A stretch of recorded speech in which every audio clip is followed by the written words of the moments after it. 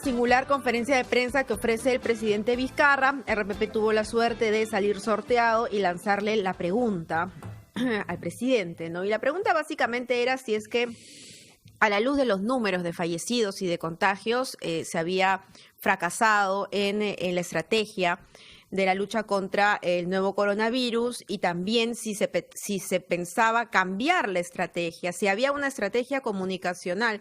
La verdad es que el presidente respondió de todo menos a la pregunta, y la verdad es que nos quedamos con un gran signo de interrogación, porque una gran parte de su alocución estaba dirigida a las vacunas y a todos los esfuerzos que se van a realizar para que las vacunas lleguen pronto. Y eso también está bien, una cosa no excluye la otra. Pero hoy, Mauricio, 200 compatriotas aproximadamente están falleciendo diariamente por el nuevo coronavirus. Entonces, muchos se preguntan por qué priorizar tanto el futuro y no el presente. Yo opinaría que las dos cosas deben estar de la mano, pero mejor le preguntamos a un especialista. Hablamos con el doctor Ernesto Gosser, médico salubrista y profesor de la Universidad Peruana Cayetano Heredia. Además, ha sido jefe del Instituto Nacional de Salud. Doctor Gosser, muy buenos días. Buenos días, muchas gracias por la invitación. Doctor Gosser, centrémonos en lo que está pasando en este momento, en las estrategias. Le vamos a trasladar la pregunta que el presidente no pudo responder ayer. ¿Están funcionando estas estrategias?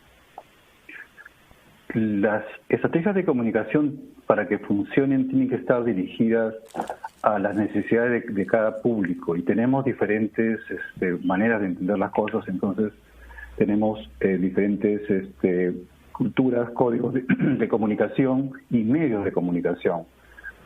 Hacer un listado de qué es lo que uno debe hacer no es suficiente. Entonces, acá es importante trabajar también con los actores locales, con otros sectores, educación, con los gobiernos locales, con los representantes de la comunidad. Y en otras ocasiones hemos mencionado que ya esto se ha hecho en otras epidemias, como una grande que tuvimos en los 90 del cólera, ¿no? En las que la participación comunitaria fue fundamental para poder hacer llegar los mensajes de manera adecuada. Todos tenemos que participar, pero esa estrategia comunicacional tiene que ser adecuada a la realidad. No todos entendemos de la misma manera. A veces las personas dicen, pero si se les ha dicho tal cosa. Sin embargo, la forma en que se dice no necesariamente es la forma que uno entiende. Entonces hay que mejorar esas estrategias, hay que utilizar medios más cercanos a la realidad local. Buenos días, señor Gosser. El Congreso la semana pasada tuvo la iniciativa de pedirle a la presidencia del Consejo de Ministros una reunión justamente para diseñar una campaña acorde con nuestra realidad nacional, que por cierto es compleja. Pero en otras ocasiones, ahora que usted menciona lo del cólera, las campañas de comunicación han sido efectivas y se han dirigido en el lenguaje que necesita el quechua hablante, el aymara. Y dentro de Lima mismo no es lo mismo una campaña para San Juan del Lurigancho que Villa María del Triunfo. Tenemos realidades distintas. Pero lo que no sentimos es que haya la determinación de empezar con una campaña de manera inmediata. Entonces, ¿cómo finalmente vamos a salir, ¿no? En el día a día?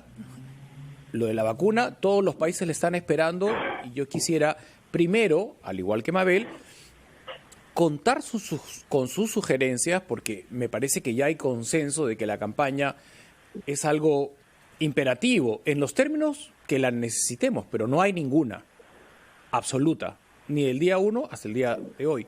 Y las iniciativas vienen inclusive del Congreso a la PCM, la Iglesia Católica hace sus esfuerzos, pero no se siente ese trabajo integrado entre el Ejecutivo, el Congreso, la sociedad civil, los bomberos, las Fuerzas Armadas, ¿no? Frente a lo que el propio presidente llama una guerra. Entonces, un general solito no puede ganar ninguna guerra. Necesita a todos los soldados que tiene al frente. Así es. Este es un esfuerzo colectivo. Esto es lo que en atención primaria de salud, que muchas veces se confunde con el primer nivel de atención, uno de los elementos esenciales es la participación social, y ahí se tiene que articular no tanto el sector público como el sector privado, la sociedad civil con sus organizaciones, para facilitar este diálogo. Lo que tiene que hacer el gobierno es articular estos esfuerzos, señalar cuáles son las prioridades de comunicación, cuáles son los contenidos, pero los mensajes, los medios tienen que hacerse, como he señalado, de acuerdo a cada realidad. Por ejemplo, en las zonas amazónicas, donde los apus tienen un estatus social importante, es con ellos con quienes tienen que trabajar, pero obviamente con las medidas de bioseguridad del caso para que pueda, para no hacer más daño. Y son ellos los que tienen que entregar el mensaje. Lo mismo ocurre en las zonas de Lima, por ejemplo, hay organizaciones barriales, comunales, dirigencias que tienen que participar en este esfuerzo, y también debe activarse más el primer nivel de atención. Hay una necesidad muy grande de atender otros problemas que no son COVID, y esto tiene que estar ya funcionando. Hemos visto casos en los que personas que tienen emergencias de otra naturaleza pueden estar en riesgo o incluso perder la vida porque no hay servicios para ellos. Entonces, también hay una parte de comunicación para la prevención, que es lo esencial. Las herramientas que necesitamos poner en marcha ahora son de prevención. Una de ellas es la comunicación. Y la comunicación debe ser clara y debe estar adecuada al espacio, al momento. En este momento estamos con una transmisión comunitaria activa, lamentablemente, y hay necesidad de llegar con mensajes muy precisos y adecuados a la naturaleza de los grupos a los que se dirige, ¿no? Sin embargo, doctor Gosser, por lo visto y por lo escuchado, el mensaje es primero tu salud, ¿no? Es algo así como salves a quien pueda, porque hasta el momento no sentimos que haya esa comunicación que nos ayude a actuar de manera articulada. Y por otro lado, el presidente, que está muy bien, le ha dedicado varios minutos de ayer a contarnos cómo es el proceso de las vacunas para que lleguen a nuestro país. O sea, da la impresión de que estamos esperanzados en la vacuna, que llegará no sabemos cuándo. Algunos dicen el primer trimestre, otros dicen que para el 6º mes del próximo año. Lo que tendríamos, si bien es correcto abrir camino hacia las vacunas, tenemos que tener claro qué vamos a hacer hasta que lleguen esas vacunas, si es que esas vacunas finalmente logran tener éxito, porque tampoco hay ninguna seguridad de todas las que se están investigando en este momento que todas ellas vayan a ser efectivas. Yo le pediría, por favor, reflexionar sobre eso para aterrizar en la realidad en la que tenemos que estar conscientes todos los ciudadanos tras la pausa, porque ya son las 10:29. Gracias. 35, continuamos conversando con el doctor Ernesto Gosser y habíamos quedado, doctor, en que teníamos que aterrizar esta idea de las vacunas que parecen ser la panacea, la salvación, pero tampoco tenemos esa certeza. Mire, hay más de 180 vacunas que se están probando, muchas de ellas en fase preclínica, otras en fase 1, fase 2, hay 8 en fase 3, algunas de ellas se van a comenzar a probar en el Perú, y es importante que la gente conozca la existencia de ellas y que pueda, si es que está interesado, enrolarse como voluntario para participar en estos ensayos que nos van a permitir al mundo conocer qué vacuna funciona y en qué condiciones. La participación en estos ensayos es siempre voluntaria. Ayer hemos conocido con ustedes, ¿no?, con la participación del doctor Huerta. Él ha explicado muy claramente que a uno le tienen que informar, uno con la información toma una decisión, si tiene una duda la aclara, y lo importante es que la fase 1 y fase 2 que de estas vacunas que se van a estudiar en el Perú, ya ha probado, digamos, la seguridad.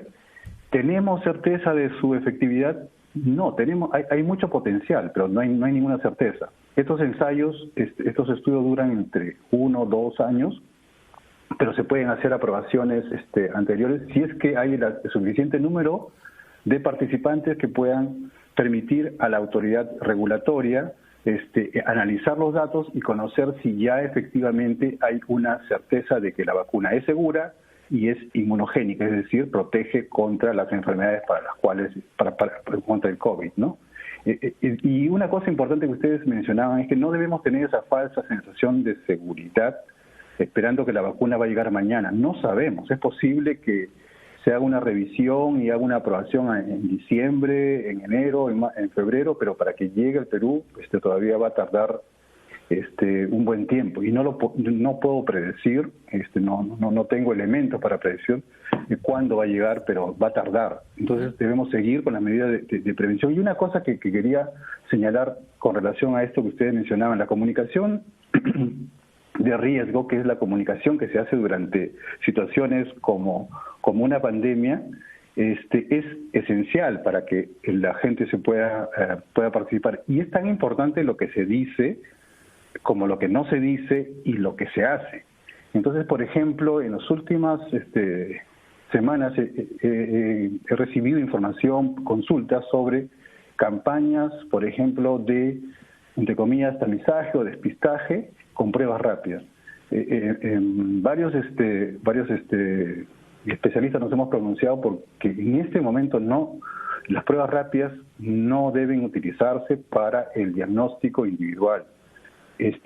No sirven en este momento. Es importante que estas pruebas rápidas sean validadas para ver su especificidad, sensibilidad y ser utilizadas para estudios de qué proporción de gente en qué sitio están funcionando. Entonces, si yo le digo a las personas voy a hacer una campaña para hacer un despistaje, lo que estoy haciendo es lo contrario de mi mensaje de distancia, porque la gente va a pensar que al hacerse la prueba va a saber cómo está y va a recibir un tratamiento, que es otro concepto errado.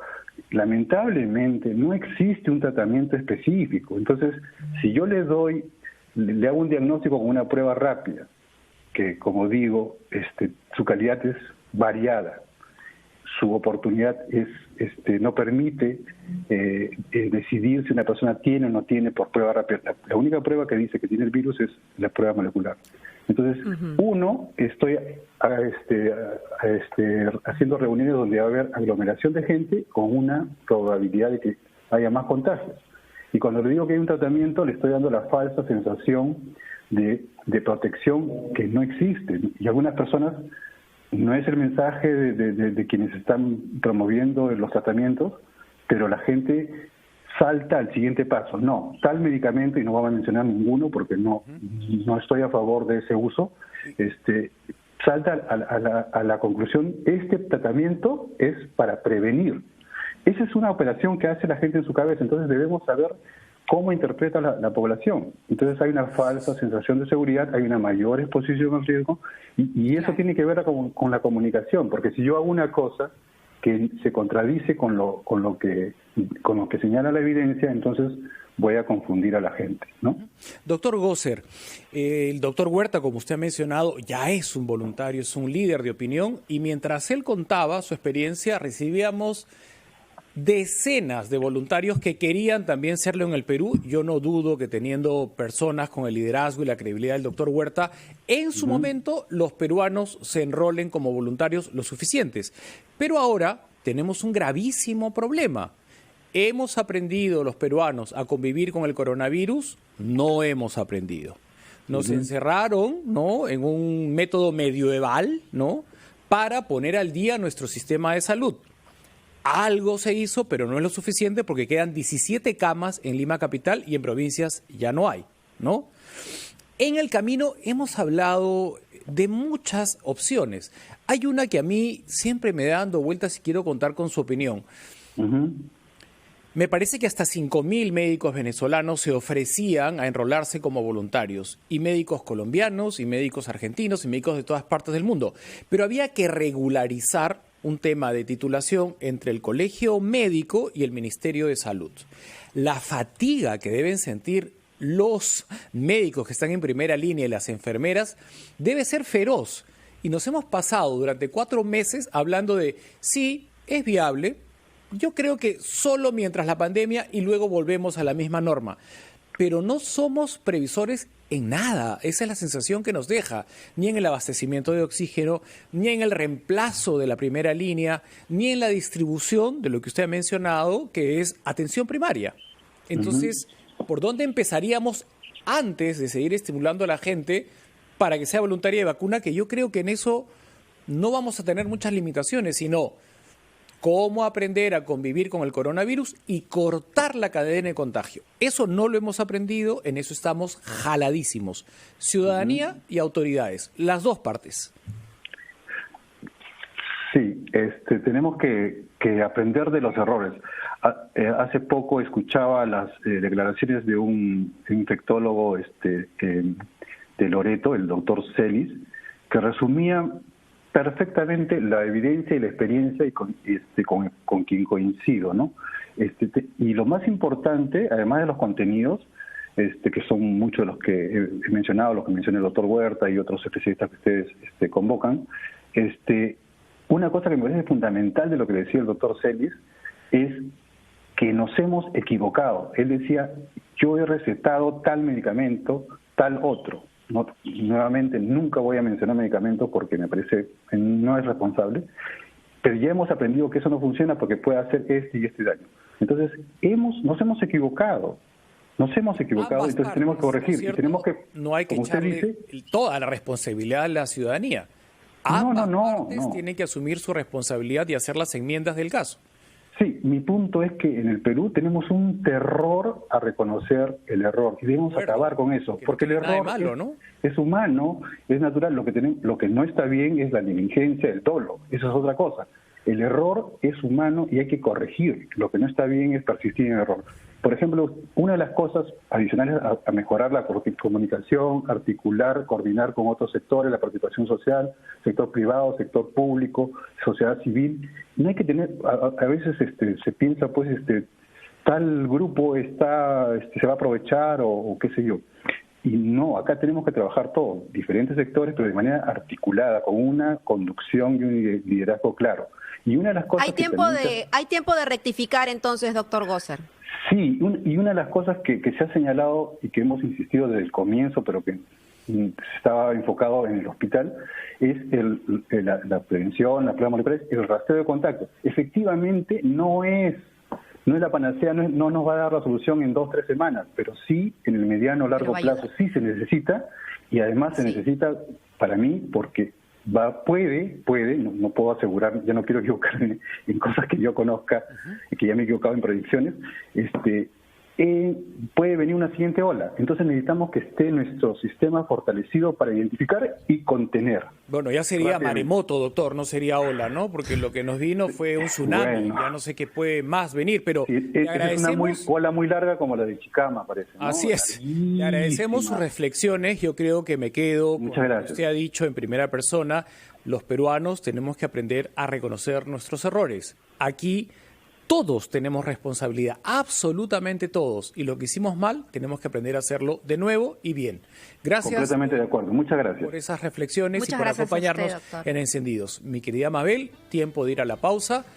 Fátima Díaz, productora de este espacio. Ojos amenazantes si es que no me voy a la pausa. Así es que me voy mejor.